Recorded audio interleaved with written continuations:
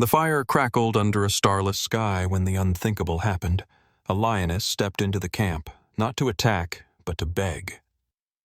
Her ribs heaved with exhaustion, her golden coat streaked with blood, and in her jaws hung a lifeless cub, eyes glassy, barely breathing. She crossed the line no wild animal ever should, and laid the dying baby at a human's feet, then sat back and waited. But what happened next will shock even those who thought they'd seen everything.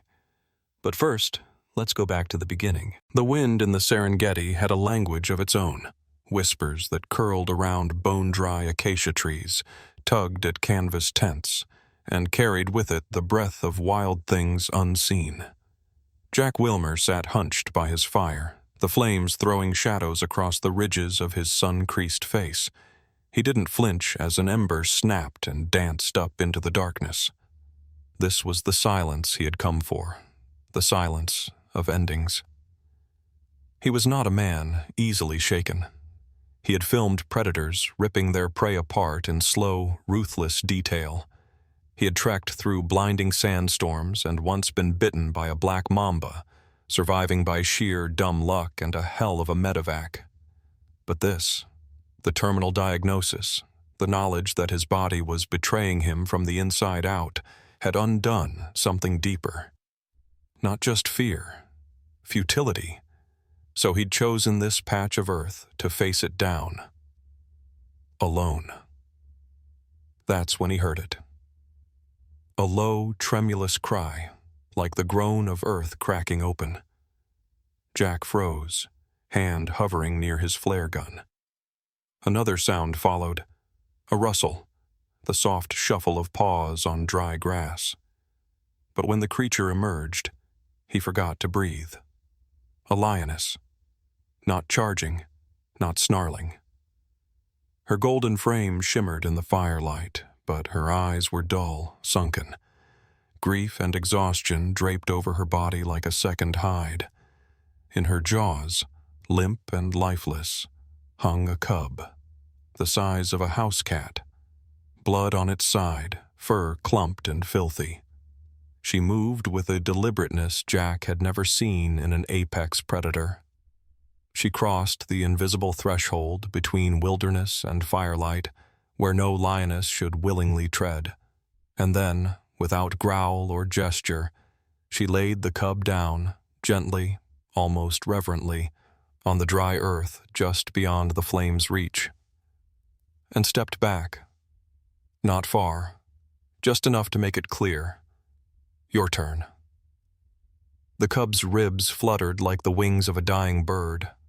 Jack crouched, heart pounding, not in fear but in disbelief.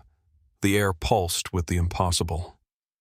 What kind of calculation had passed through that animal's mind? What flicker of intuition told her this man, this very man, might do something? He looked into her eyes. Not wild, not tame, just pleading. He swallowed hard, voice hoarse from disuse and emotion. You want me to help? And there, in the strange hush between species, something deep within him cracked. Not like a break, but like an opening. Jack moved with hands trained by years in the field, measured, methodical, but never more careful than in that moment. His fingers hovered inches above the cub's matted fur, the pads of his fingertips barely grazing its flank. It was burning up. The skin beneath his touch was tight and dry, each shallow breath a stuttering gasp. A pulse, thin, frantic, fluttered in the cub's neck like a moth against glass. Too fast. Too fragile.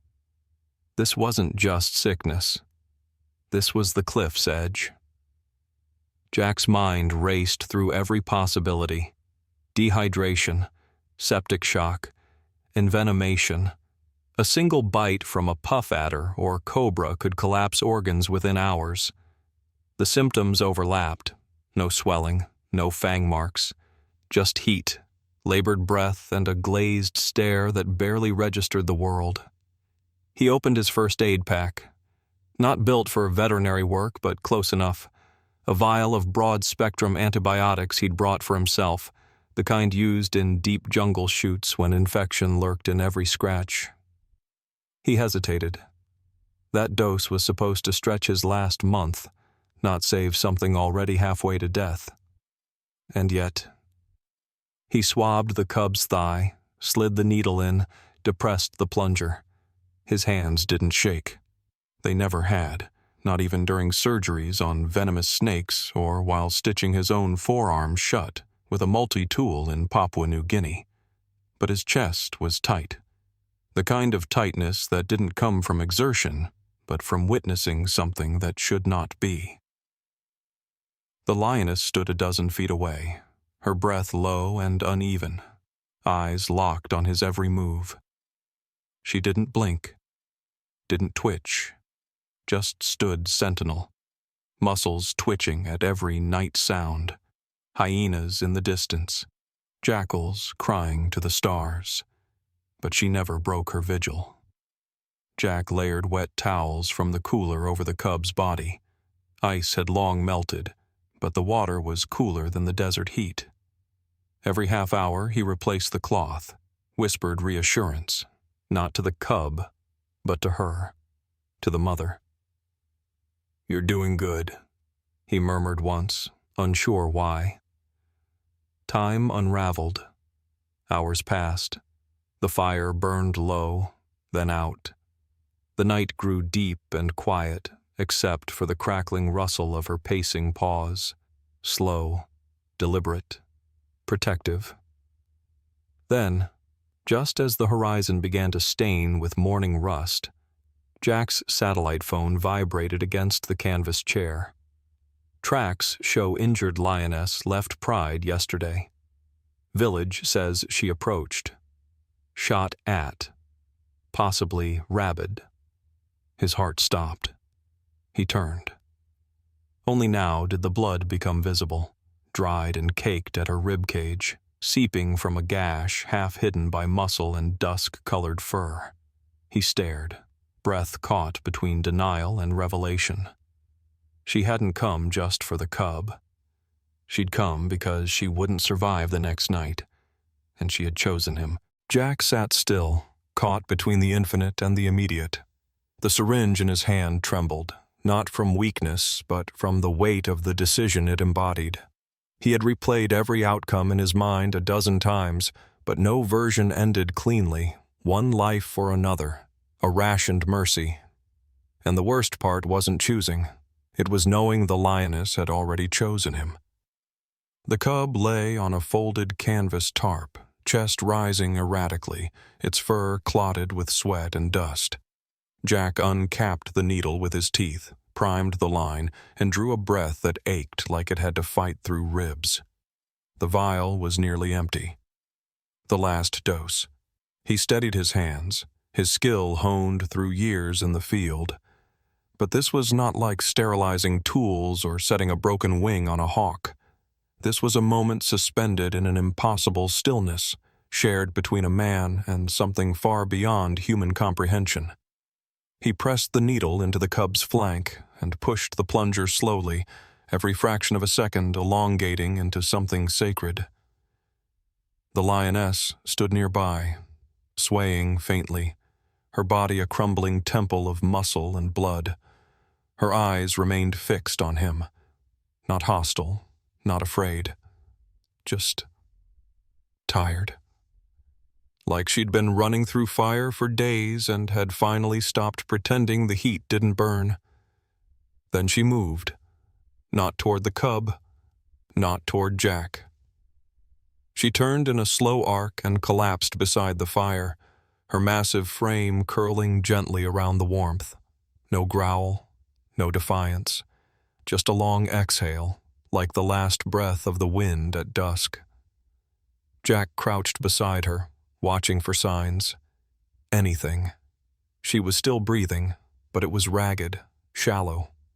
Her ears barely flicked at the sound of insects buzzing in the heat. The wound at her ribs had darkened, clotted, foul-smelling. He touched her shoulder, uncertain why, maybe to comfort her, maybe to thank her. And she didn't pull away. They sat like that, two fading lives orbiting the faint glow of a dying fire.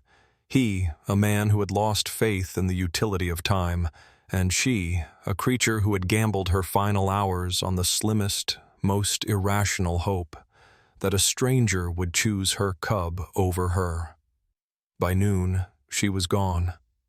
No drama, no final roar, just stillness. A great silence fell, not just over the campsite, but into Jack himself. Not absence, presence. The kind of presence that remains after something holy departs. She hadn't surrendered to weakness. She had given. A mother's body for a child's breath. He did not cry. But something inside him would never again be untouched. 3 weeks had passed since the lioness closed her eyes beside the fire. In that time, the world had changed. Not through headlines or seismic shifts, but in the silent corners of a man's heart, and in the fragile flicker of life that refused to extinguish. The Rangers found Jack at dawn. His tent was worn, streaked with dust, the flap open to the breeze. But what struck them first wasn't the man or even the camp. It was the sight of a lion cub, alive and alert, pressing its paw against his boot and mewling softly for attention. Her fur had grown back in patches. The infection that once scorched through her tiny body had been driven out by a battle no one had expected her to survive. She was stronger now, playful, curious. Her name was Faith. Jack gave it to her without ceremony one morning as she lay curled on his chest, the rhythm of her breath syncing with his own. It wasn't just a name. It was a memory, a vow, a recognition that something had been restored in him that even time couldn't erode. They moved to a sanctuary just outside Arusha, a space carved between plains and forest, where injured wildlife found a second chance. Faith would never return to the wild. She wouldn't know how to hunt or evade poachers or navigate a pride. But she didn't need to. She was home. Jack built her a den by hand, stacked stones, wove fencing, tended to her with the kind of attention people once assumed he reserved for film reels and camera gear. But he had nothing left to prove to the world. His legacy now padded beside him on oversized paws. Word spread, as stories like this always do, not from press releases, but from people who felt it. A lioness who gave her life to save her child. A dying man who chose mercy over fear. Together, they rewrote something ancient, something sacred. That love, when offered without condition, was a force greater than survival itself. Letters came from across the globe. Children drew pictures of Faith and mailed them with smudged crayon prayers. Journalists tried to reach Jack. He didn't respond. He had work to do. A life to live, however long it might be. The cancer remained. Some days it pressed heavy against his bones, but he laughed more now, smiled like someone who'd been touched by something that didn't need words. And each night, just as the sun bled into the trees, he lit a fire near Faith's den, not for warmth, but for memory. And maybe, just maybe, for the next wild soul brave enough to step from the shadows and ask for help.